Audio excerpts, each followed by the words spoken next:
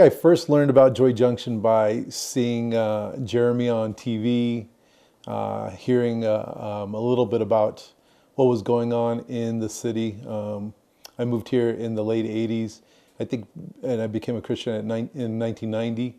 So somewhere in the early 90s, I heard about Joy Junction and saw that they were doing some things here. And I had started doing some volunteer work in the early 90s, and so I became more aware of what was going on with Joy Junction, basically through others. But just seeing him on TV and hearing about him a little bit, and then also hearing the name Joy Junction and finding out that they actually were a resource in town was really kind of where that all started. My role in the ministry is to really just to kind of maybe be supportive of the direction that Joy Junction's going by way of Jeremy and his vision, and now with Elma, just with keeping the resources available to those that are in need, and providing consistently for men, women, and children. And so I get to read papers and have discussions and think and talk and pray about the vision of Joy Junction, and making sure that that's being going in the direction that it should be going.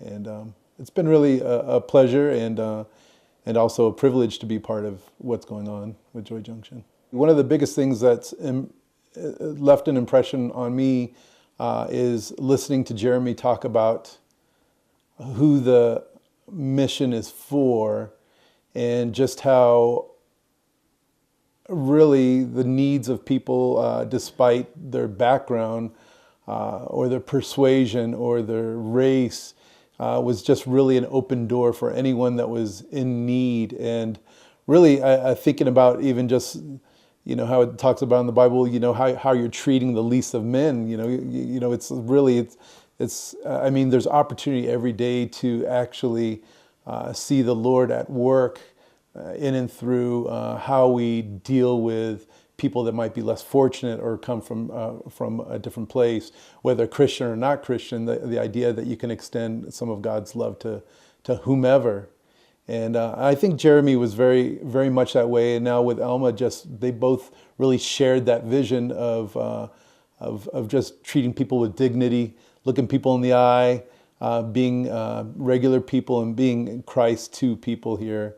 And I think that's really part of the reason why being involved. I'm proud to be involved because I think that vision is really at the heart of everything that's being done. So and I saw, just talking to Jeremy about some of these things. I mean, this is like the no strokes job, right? It was a vision to help people, but you're not going to live the high life, by doing this type of thing. There's something really incredible about, having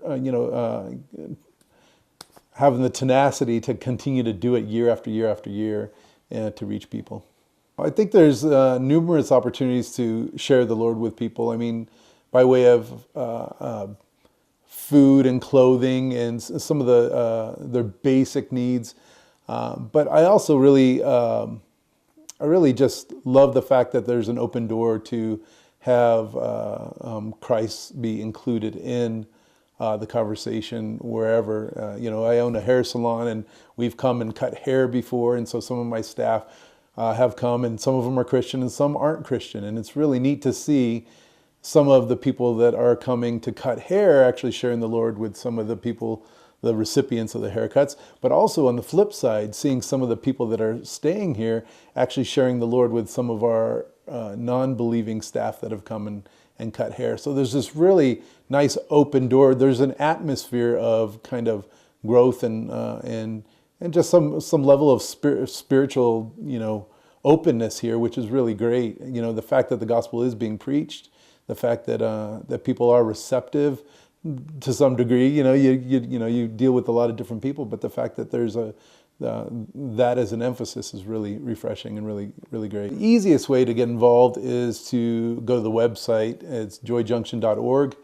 and you can see what Joy Junction is all about there. And there's tabs to donate if that's what you want to do.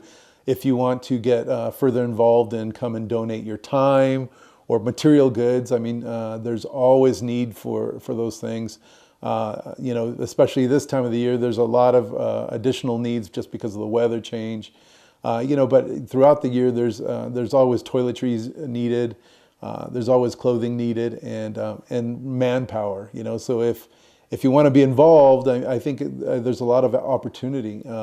Outside of Thanksgiving and Christmas and Easter, in the times of the year where you might see an influx of people volunteering, I think really it's important for us to do these things not for a check in our conscience as much as it is for the sake of reaching people.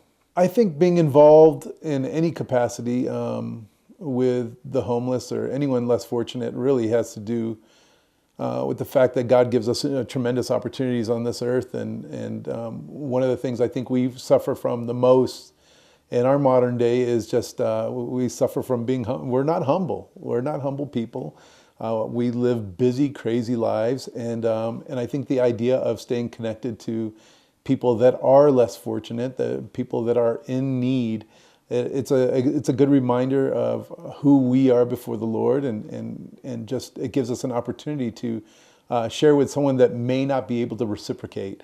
And I think there's something really important about exercising that muscle, whether or not we get anything in return, that you still have a willingness to give of yourself in any capacity.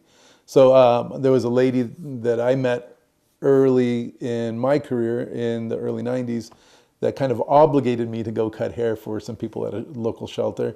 And I tried to talk her out of it and tried to talk myself out of it, and ended up going and doing hair. And I realized that there was something really great in that transaction. The physical touch, you know, I mean, being able to touch someone that might not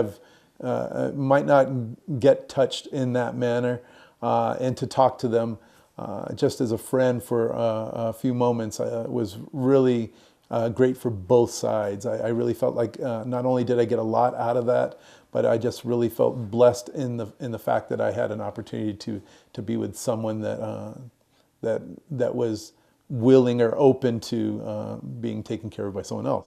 Well, I think that there's been years and years of hard work.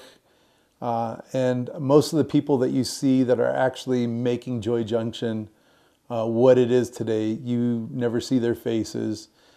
You really don't see a lot of the people that are praying, a lot of the people that are behind the scenes, a lot of the people that are cleaning the floors and doing the hard work. And I just think that God is so good to raise people up in every capacity to actually provide the services that Joy Junction does. I think it's really incredible to see the collective of people and how they can actually live that vision out. And it's really incredible to see that. And I think God is really great to actually lay that upon people's hearts, to actually motivate them to actually do something. I think we all have perspective, but when you combine that with some action, then you really see some fruitful things, and it's really incredible to see that. So.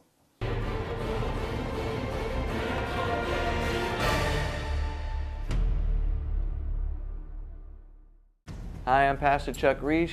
I'm the executive producer at Horizon Media Studios. It's a 501c3 media ministry, and what we're doing is helping other ministries tell their story. Homeless shelters and children's homes, Bible colleges, seminaries, mission sending agencies. With your help, we can continue to help tell their story, to inspire the world, to shine their light, and let God get the glory for the work that's being done in advancing the kingdom of Jesus Christ. Thanks again for praying for us.